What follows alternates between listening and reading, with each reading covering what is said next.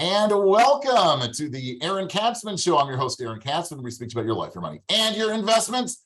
And as always, we're coming to you from the spiritual and soon-to-be financial capital of the world, Jerusalem, Israel. As always, I need to keep reminding you, if you like this, please hit the like button below. And if you've not yet done so, I strongly encourage you to subscribe to the YouTube channel. Get your friends and your family and your spouses and your pets. Anybody's got a device, get them to subscribe as well. So we are continuing due to popular demand, and that really is true. That's not like a tagline. People really seem to like this.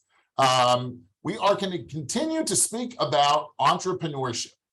And today it's my honor to bring to the show Nir Yuhjtman, who has a company called Yuhjti, premium vegan ice cream. Cool, huh? He was born in Israel, but already as a toddler, he left. He went to Argentina, and then he was more or less raised in the U.S., in New Jersey. He attended Penn State, Nittany Liontown, right, for those sports fans, where he started his degree in food science.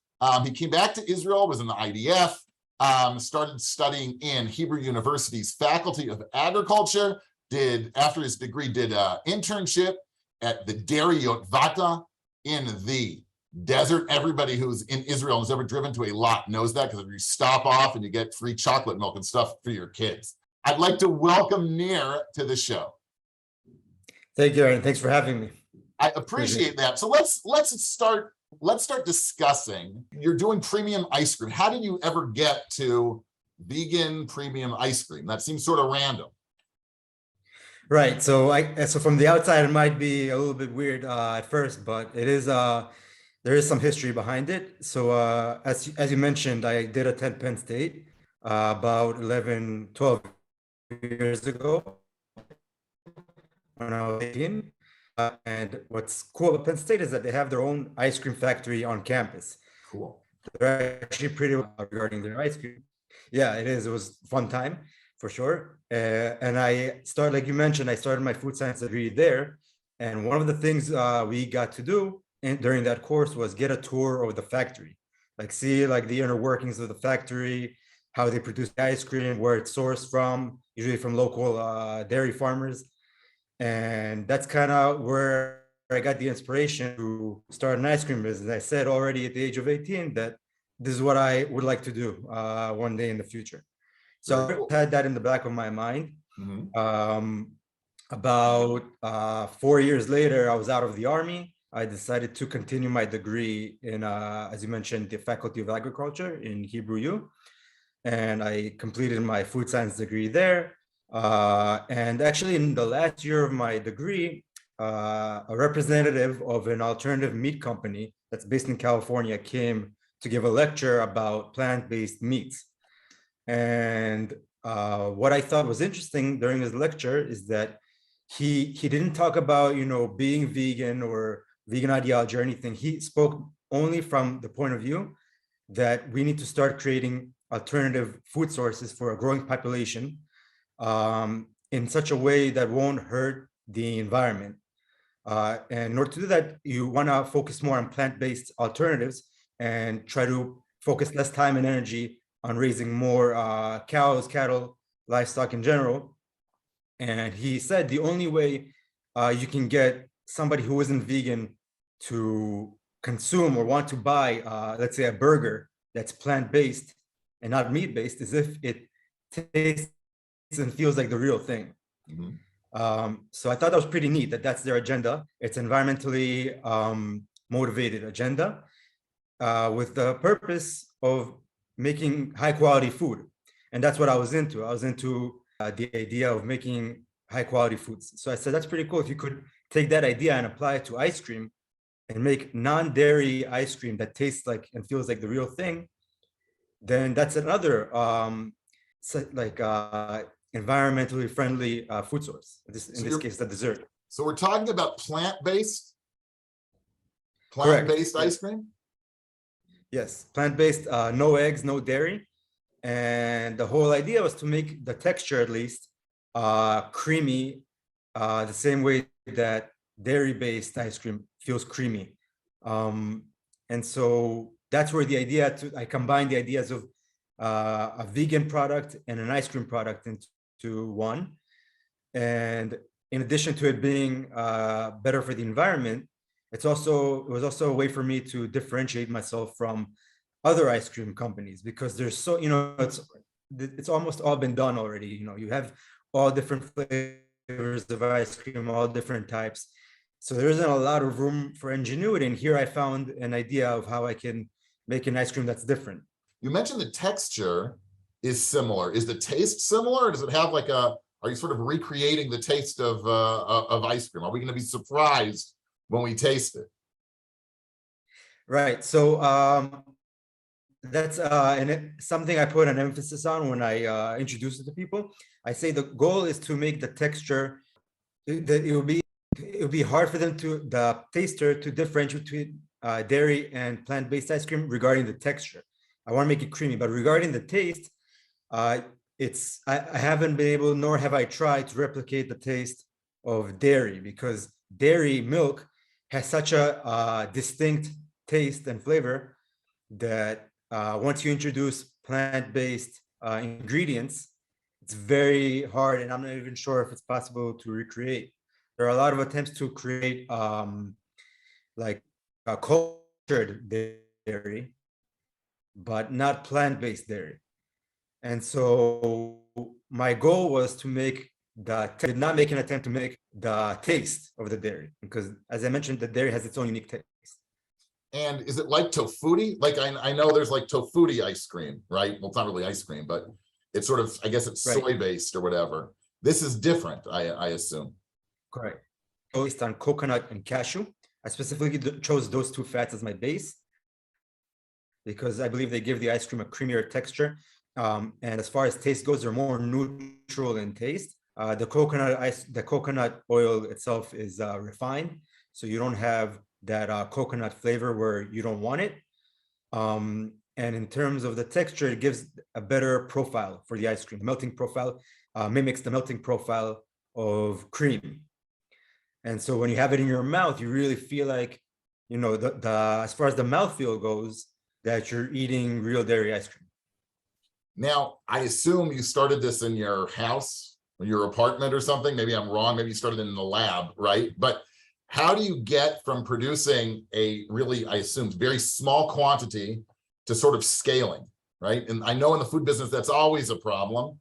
It's probably even doubly the problem in a small market like Israel. Can you tell us a little bit about that process, like taking it from your kitchen to store shelves? Right. So in the beginning, I did kind of turn my kitchen into a mini lab. It was kind of only just for ice cream making. And then later on, I renovated like a workshop. So that's the place where I was able to produce a lot of the ice cream. I invested in larger machines. At first, I started out with like a homemade ice cream maker, one you can easily find in stores or online. And once I managed to get a line of products that I thought were good enough, I started investing money in larger machines so I can make larger quantities of ice cream. And once I got a larger machine, I got an even bigger machine after that. And so now I can produce a good amount of ice cream considering the resources I have. I am, as you mentioned, upscaling is a big challenge for small food manufacturers because the leap is such a huge leap. Like there's almost no middle ground. You're either all in or you don't do it. So right now I am in the process of moving the production to a factory. It does have its hurdles, but that's the direction that it's going. And that way I'll be able to provide ice cream to more people and make it more available throughout the country. Where is it available right now? And what kind of flavors do you have? Right now it's available in central Israel, north, like up to the Ra'anana area and south to the Jerusalem area. So those are kind of like the two borderlines where the ice cream is being sold. And in terms of flavors, I have right now 7 flavors, working on 2 more that are on the way. And that's already it may not sound like a lot because when you go into an ice cream parlor, you have like 20 different types. But when you're talking about manufacturing and trying to scale up, the more flavors you have, it actually makes the manufacturing process more difficult because each time you make a flavor, you have them. And so that is a relatively high amount, and I'm keeping it until the future. How do you get the word out? You just like, pull up a table in Dizengoff Square and give people samples? Like, how are you, how do you spread the word about the ice cream? It's very close what you said to. So if a store that I'm selling the ice cream to, for example, I'll come on a Friday when usually the store has more traffic, and I'll set up a table and I'll hand out free samples and I'll start telling people about the ice cream, because one of the biggest challenges of the food industry in general, but any industry, is that the branding, just getting the brand out there, making sure that people know who you are. So I'm there and I'm giving out the sample product. And the question that I get asked the most is, okay, you're offering ice cream. What's special about your ice cream? Because there's so many out there. And so I explain to them that it's from high quality ingredients, that it's different, non-dairy. And yeah, it's a lot of, legwork, because you're there and you have to be there physically. And when people get to speak to the guy who makes the ice cream, that's a much added effect into the likelihood that they will try it. They're more likely to try it if they're getting it from the person who's making it. Right. So yeah, that's one of the main ways. That's actually the most effective way to get the word out, because in the end, the proof is in the pudding. Somebody gets to taste the ice cream. If he likes it, great. If he doesn't, he doesn't. And it's also a way for me to get a feel of the market, to see how people are reacting to my product, and if I should continue, which flavors are better, which aren't as good, which I can improve on.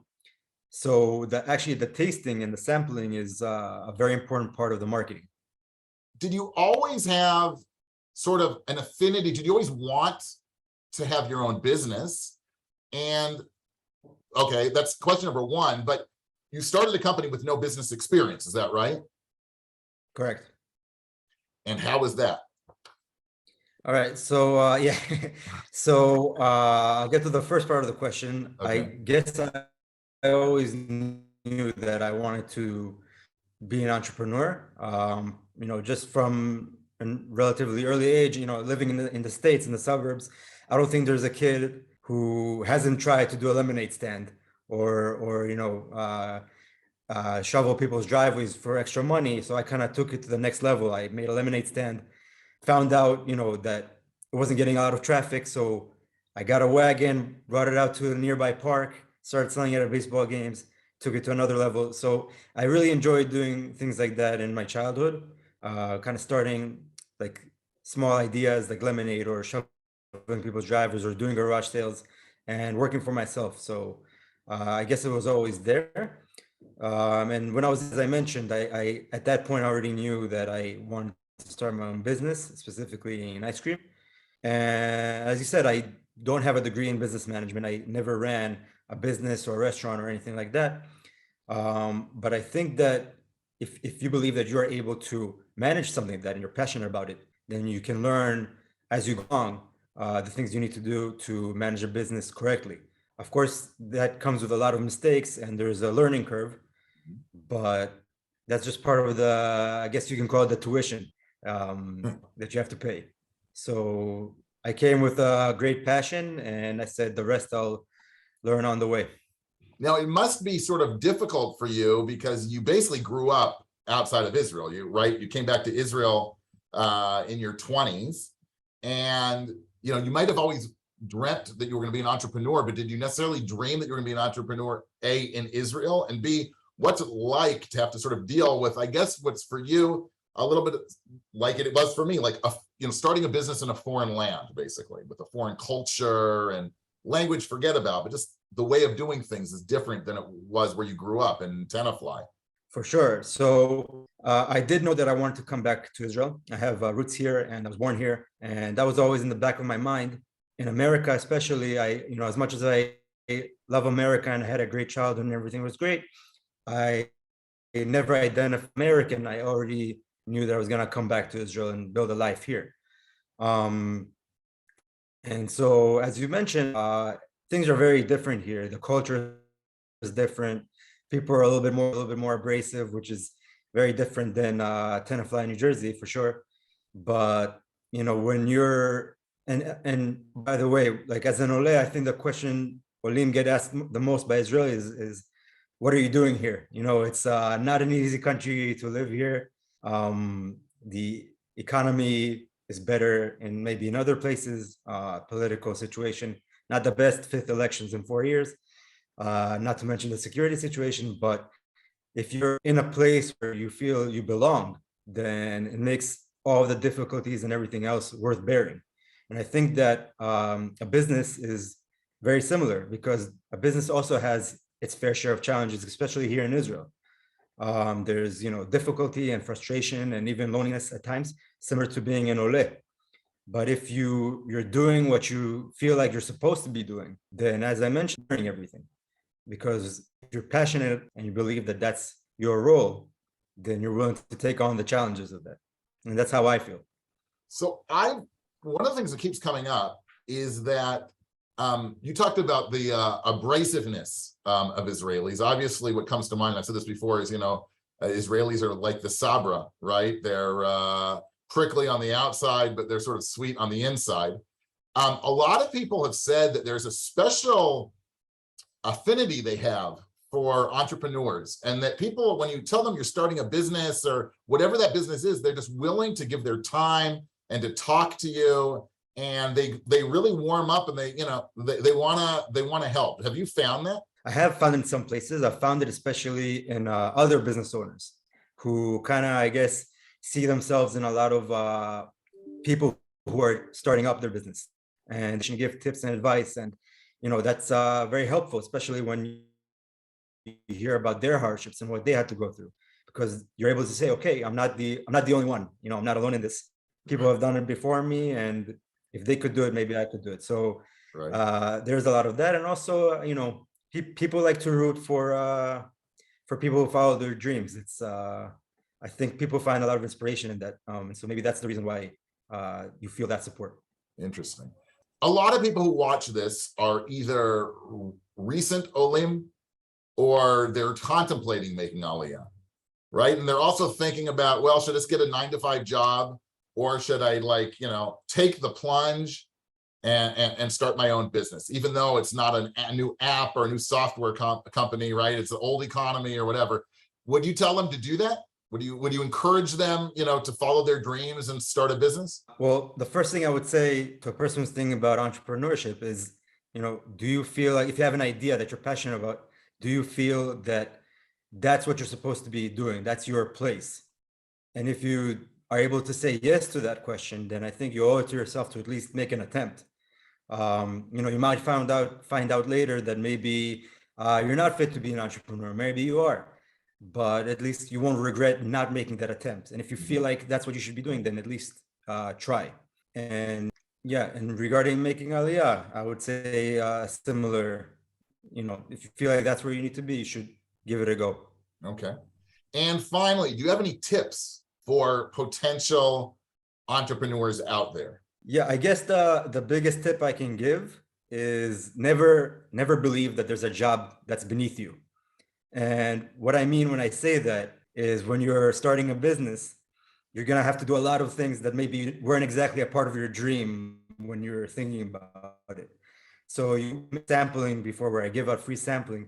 When I envisioned building an ice cream company, I didn't exactly envision myself standing on Fridays for hours in the sun giving people samples. And, it's kind of like cold calling. You get a lot of no's. Mm-hmm. And in Israel, people will tell you what they're thinking, for better and for worse. So don't be afraid to do the jobs that you think maybe are less.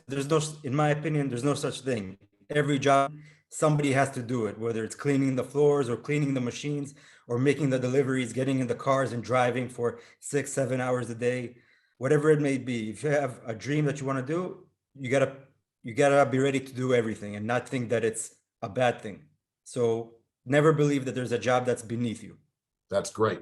I wholeheartedly think that up until now, that is the best piece of advice that the entrepreneurs have given us, for sure, right? We all have that dream, but in order for the for the dream, to become reality, you might have to clean the toilets in your office or whatever it is, right? You've got to do whatever you got to do, because you're probably gonna be a one-man show at the beginning. Nir, thanks so much for coming on. Good luck with the ice cream. This was really, really interesting. Thank you, Aaron, and thanks for shining a light on the low-tech businesses in Israel.